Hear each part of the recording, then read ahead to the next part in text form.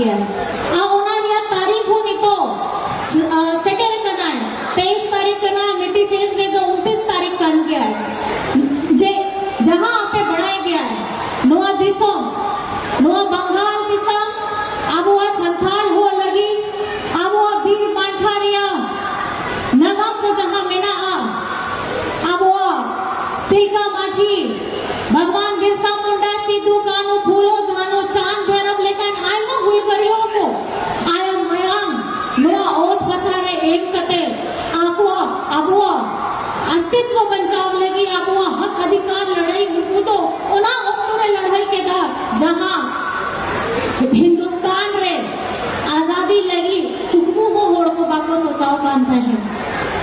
आपको मैं ये बताना चाहती हूँ हमारा आदिवासी समाज हमारे भगवान हमारे हुलगरिया हमारे क्रांतिकारी योद्धाओं उन्होंने उस वक्त वो सपना देखा था जब अंग्रेज इस भारत की जमीन पर राज कर रहे थे, जब किसी ने ये सपना नहीं देखा कि हमारे इस धरती को आजाद करना है, उन्हें अंग्रेजों की हाथों से छुड़ाने का काम करना है।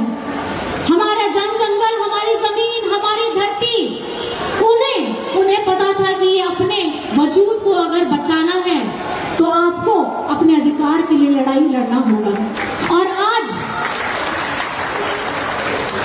इस धरती में जब हम आए हैं बंगाल की धरती में आए हैं, मैं सर्वप्रथम यहाँ की धरती को प्रणाम करती हूँ नमन करती हूँ और मैं यहाँ की दीदी बहनों भाई दादा सबको प्रणाम करती हूँ कि आपने एक ऐसी दीदी को चुना है जिन्होंने हर वर्ग को हर समाज को हाथ में पकड़ करके अपने साथ में आगे लेकर के चलने का काम किया है और उनका नाम है ममता दीदी। ममता दीदी वो ऐसा स्वरूप है जो न संघर्ष से डरती है न किसी के धमकाने से डरती है, वो बस चाहती है कि हमारे बंगाल के सभी मनुष्य एक साथ में मिलकर के आगे बढ़े और सब संरक्षित रहे सुरक्षित रहे। लेकिन क्या आज बंगाल में जो चुनाव हो रहा है वो सही तरीके से हो रहा है? यहाँ पर भी जिस तरीके से भारत की सारी हमारी सीआरपीएफ फोर्सेस आ चुकी हैं, हर एक बंगाल के कोने को एक शहर को कस्बा को गांव को देहात को हर एक दरवाजे में एक बंदूक लेकर के आदमी खड़ा है। मैं बस आपसे ये पूछना चाहती हूँ इस तरीके की स्थिति पहले कभी उत्पन्न नहीं हुई, ये पहली बार है। लेकिन क्या बंगाल डर गया है? क्या बंगाल कभी डरेगा? आज की इस लड़ाई में जहां पे भाजपा के लोग पूरे अपने सारे संवैधानिक संस्थानों को लगा करके रख दिए हैं, आज हर एक चौक हर एक चौराहे में यहाँ पर भी तो मुझे सुनने में भी आया है कि बहुत सारे लोगों के यहाँ पे रेड भी हो रहे हैं। मैं ये पूछना चाहती हूँ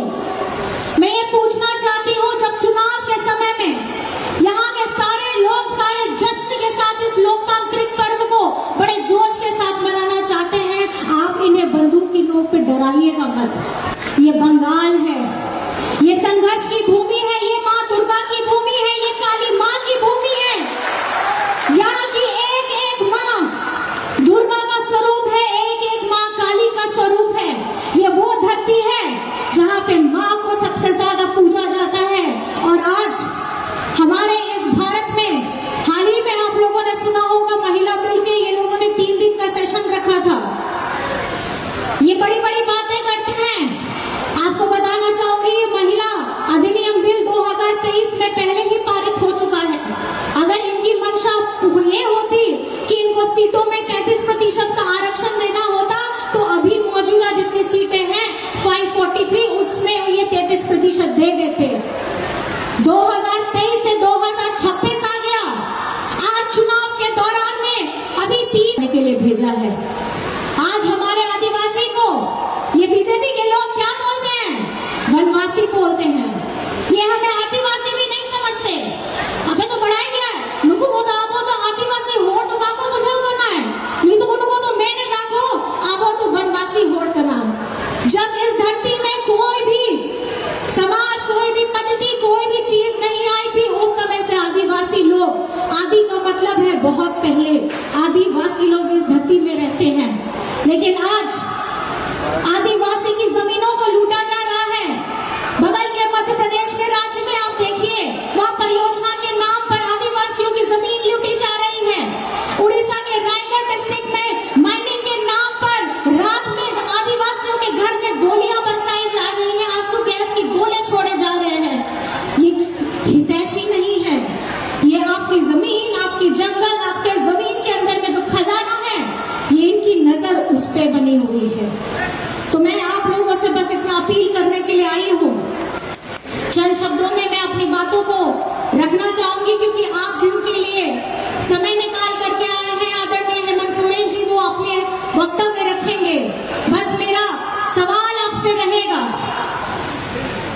यहाँ पे हमारे आदिवासियों का हक और उनकी आवाज को मजबूत करने के लिए आप लोग तैयार हैं?